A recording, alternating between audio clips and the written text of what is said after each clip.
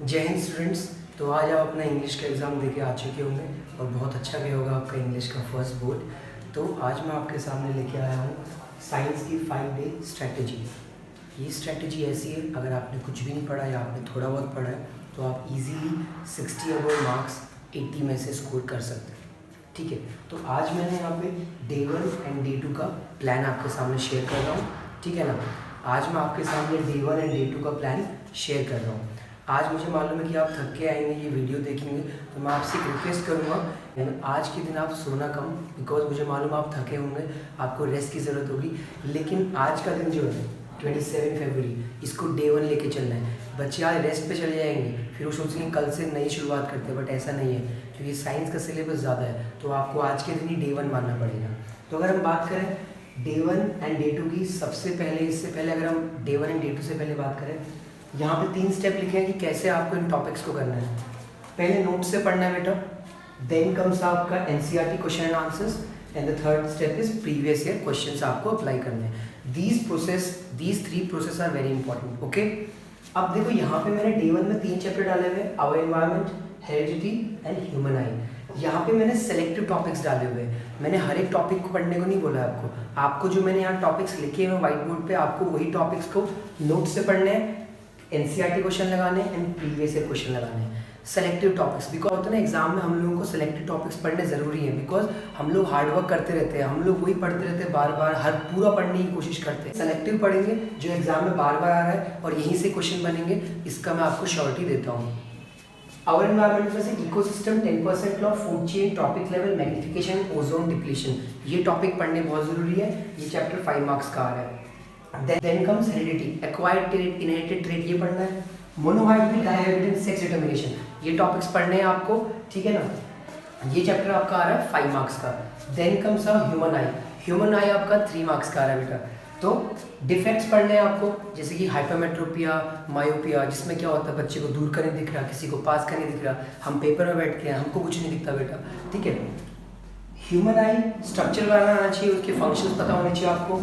Refraction के topic, why do stars twinkle, rainbow कैसे बनता है, एपरेंट पोजीशन, और आपका एकोमोडेशन, पावर ऑफ एकोमोडेशन जो टॉपिक। वन मोर टॉपिक जो मिस कर दिया मैं, तो यहाँ पे होना चाहिए, वो है dispersion of light, that is important topic, वो भी आपको पढ़ना है। तो डे 1 में आप ये 3 चैप्टर्स को करेंगे इन टॉपिक्स के थ्रू। स्टेप 1 नोट्स, इन टॉपिक्स को पढ़ेंगे, NCERT question answers, then comes your previous year questions. Then comes day 2, 28 फरवरी। Good morning to all of you, because नया दिन है, तो रिप्रोडक्शन से शुरू करेंगे आपकी खुशी के लिए। ठीक है, अच्छा दिन जाएगा। ए सेक्शुअल रिप्रोडक्शन पूरे पढ़ने होंगे, डेफिनेशन पढ़ने बहुत ज़रूरी है along with the examples.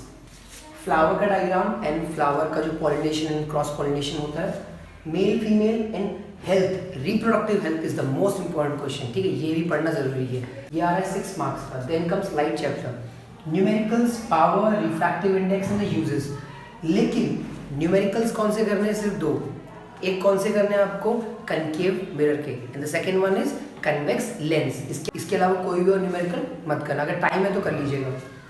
Power, refractive index, जिसको टफ लगता है रिफ्रैक्टिव इंडेक्स, ये भी 2 to 3 मार्क्स आ जाता है। मार्क्स की छोड़ने बहुत ईजी क्वेश्चन होते हैं, आपको नहीं आता, मैंने वीडियो डाली हुई है, you can watch my video. Uses आपको पता होने चाहिए।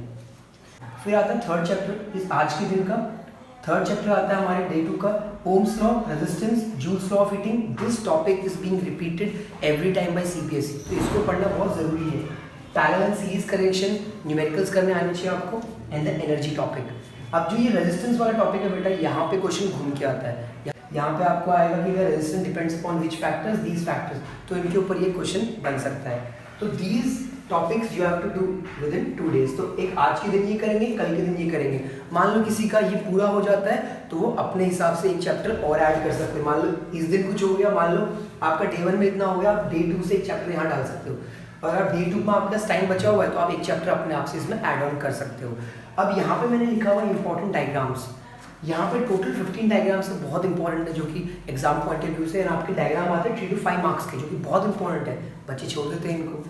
तो आपको क्या करना है, डे 1 में आपको 5 डायग्राम पकड़ने, डे 2 में 5 डायग्राम पकड़ने, और डे 3 में 5 डायग्राम पकड़ने। ऐसे आपके कितने 3 दिन में डायग्राम, फिर 3 दिन में डायग्राम्स कंप्लीट हो जाएंगे।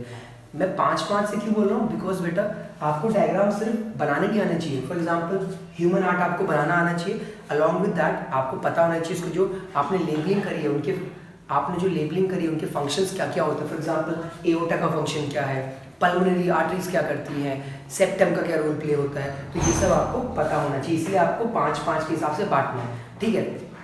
ये टॉपिक दोनों कैसे करने हैं? Step 1 notes and do only these topics, because ये स्पेसिफिक टॉपिक्स है। बिकॉज बेटा समझो, बच्चे हार्डवर्क करते हैं पूरा पढ़ने की कोशिश, बट मैं आपको बता रहा हूँ स्मार्ट वर्क करो। जो CBSE बार बार टॉपिक्स रिपीट कर रहा है, यहाँ से क्वेश्चन आते ही आते हैं, जिसको डर लग रहा है कि मैं फेल हो जाऊँगा, बेटा ये ट्राई कर लो एक बार, आप अब फेल नहीं हो पाओगे, बल्कि आप अच्छे नंबर स्कोर कर पाओगे 60 अबव, ठीक है। तो this was the plan for day 1 and day 2।